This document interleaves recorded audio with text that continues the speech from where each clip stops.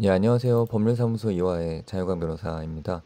오늘은 건강보험공단이 요양기관을 현지 조사했을 때 그 결과 업무정지나 부당이득 환수, 행정처분, 그리고 의사면허 취소까지 나오는 경우에 어떻게 대응해야 될까에 대한 내용을 좀 검토해 보려고 합니다. 건강보험공단에 청구하는 일은 아마 의원을 운영하시는 분들은 뭐 일상일 겁니다. 그런데 잘못된 청구가 나중에는 의사면허 취소로까지 이어질 수 있다. 라는 걸 알고 계셨는지 모르겠어요.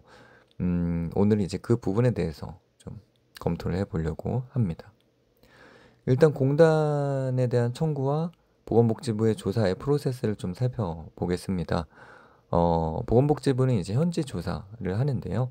요양기관에 대한 조사는 꼭 현지 조사할 필요는 없고, 뭐 자료를 보내달라라는 식으로 서류상으로도 조사를 할 수는 있습니다만, 현지 조사도 가능하고, 이 두 개의 조사를 번갈아 가면서 같이 할 수도 있습니다. 이런 조사는 정기적인 조사도 있지만, 득점 혐의가 포착되면 불시에 이루어지는 조사도 있습니다. 뭐가 어찌됐든 간에 이 조사를 하겠다라는 통보를 받으셨으면 그 자체로도 좀 뭔가 내가 대응을 준비해야겠다라고 생각하셔야 되면 맞습니다. 준비하셔야죠. 조사를 해봤더니 뭔가 문제가 발견됐다. 근데 그 문제가 부당 청구다.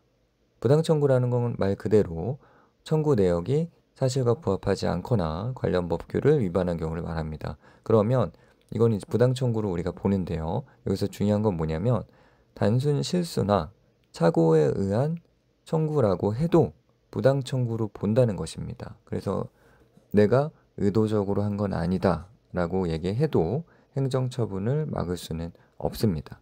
이런 경우에는 부당 청구가 아니다라고 다퉈야지 잘못한 건 맞는데 고의는 아니다 이렇게 다투셔서는 별다른 뭐 처분을 피하기는 어렵죠. 자, 그러면 조사 결과 부당 청구가 인정되면 행정처분을 하겠다라는 통지를 보냅니다. 이 내용은 보통 의원의 업무 정지 그리고 부당이득 환수. 그러니까 부당하게 타간 돈을 다시 돌려달라라는 거죠. 여기서 주의할 점은 뭐냐면 이런 행정처분에 만약에 원장님들이 불복해서 행정소송 등을 제기한다 해도 처분의 효력은 자동으로 정지가 안 됩니다. 그렇기 때문에 반드시 집행정지 신청을 하고 인용까지 받아야 된다라고 생각하셔야 됩니다. 이 업무정지 처분과 가징금 부과의 기준에 대해서는 제가 표로 이렇게 정리를 해보았습니다. 결국 중요한 거는 부당 금액이 얼마인지에 따라서 내 업무정지 기간이 달라지는구나 라고 생각하시면 될 것 같고, 뭐 아래 내용을 보면은 월 평균 부당 금액, 뭐 부당 비율을 계산하는 식이 나와 있고, 부당 비율은 이 표를 보면은 5% 미만인 것까지만 나와 있는데요. 5% 이상인 경우에는 이렇게 3일씩 가산을 하고 맥시멈은 365일로 본다. 이렇게 생각하시면 됩니다. 그런데 경우에 따라서는 의사면허가 취소되는 경우도 있습니다. 이거는 단순 실수가 아니라 의도적인 부당 청구다. 이걸 법적으로는 거짓 청구라고 하는데요. 이런 경우에는 보건복지부에서 해당 의료인을 사기죄, 뭐 의료법 위반죄 등으로 형사 고발할 수가 있습니다. 형사 고발한다고 무조건 의사 면허가 취소되는 건 아니고요. 그 결과 금고형 이상의 유죄 판결, 집행유예를 포함합니다. 받았을 경우에는 의사 면허 정지가 아니라 의사 면허 취소가 됩니다. 구체적인 취소의 그 기준은 이렇게 의료법에 규정이 되어 있는데요. 한번 또 살펴보시면 또 도움이 되지 않을까 합니다. 결국 전체적인 과정은 보건복지부가 조사를 하고 부당 청구가 적발되면 업무정지나 부당이득 환수 처분을 내린다.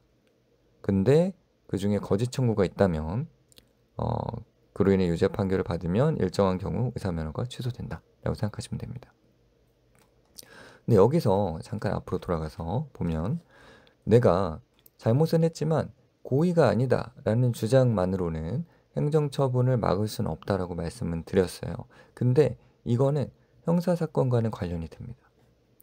형사적으로 거짓 청구가 성립하려면 고의적인 속임수로 판단이 돼야 하는데 고의가 아니면 거짓 청구가 아니거든요. 그래서 이런 부분들도 법적으로 대응을 하실 때는 좀 고려를 하시면서 대응을 해야 된다 라는 겁니다. 실제 사례를 하나 간략하게 좀 소개를 해드리려고 해요.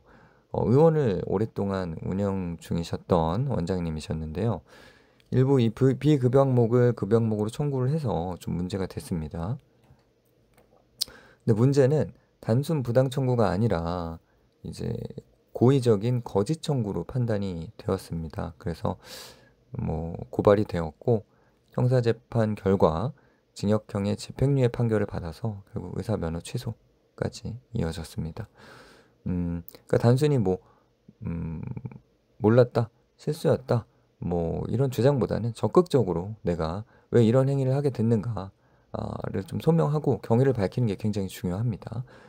그런데 이어서 보면 결국 어떻게 대처해야 되는가, 결국 고의성 없음이 굉장히 중요하다. 왜냐하면 최악의 경우에 우리가 행정처분을 맞더라도 적어도 형사처벌과 의사면허 취소는 피해야 된다는 거죠. 그래서 고의성 없음을 입증하는 게 중요하고 행정사건과 형사사건을 동시에 대응해야 된다.